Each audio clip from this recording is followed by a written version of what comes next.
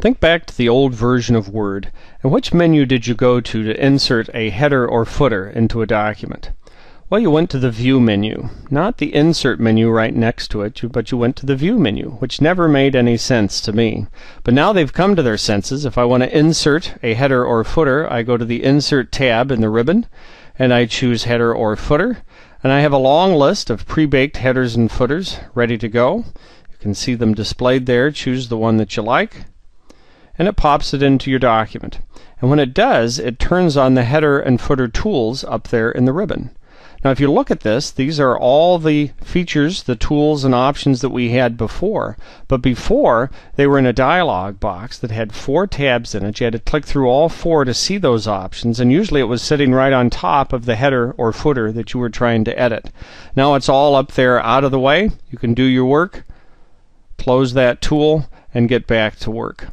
If I want to insert a page number, I can go to Insert and choose Page Number. We want to put this one at the top of the page.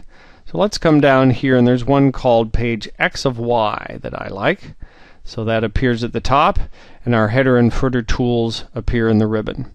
Now I can directly edit these. By selecting that, I could center that. Maybe I want to make that a little bit larger. And I'd also like to give it a colored background. So we can come into my paragraph formatting. Let's give that a nice blue background. Now if it turns out that I want to use this over and over again, I can save that as a custom header.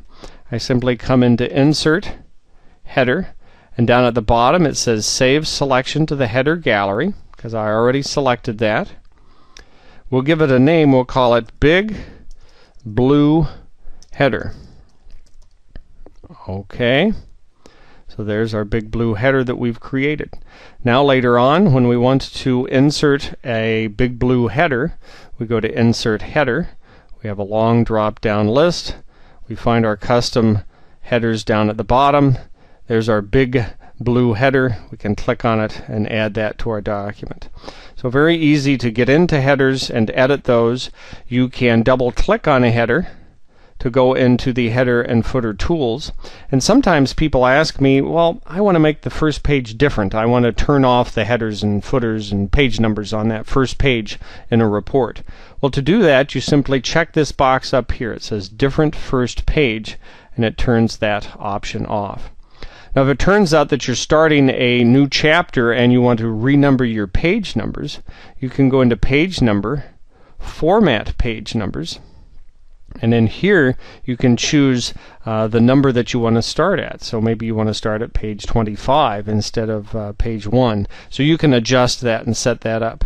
So there's a lot of flexibility and a lot of power, and it's a lot easier now to add page numbers and headers and footers in Microsoft Word 2010.